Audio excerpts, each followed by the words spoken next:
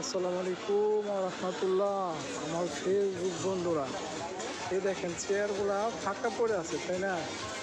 কিন্তু শনিবার রবিবার এখানে বসার বসার জায়গা পাওয়া যায় না, এত লোকজনের ভিড় হয়। তবে আজকে শুক্রবার তো এর জন্য লোকজন কম। কালকে বিকেল বাড়ি জায়গায় আপনার সোজা কথা বসার জায়গা দাঁড়ায় থাকার জায়গা পাওয়া যাবে না। আমাদের সাদিয়া মার্কেট। আর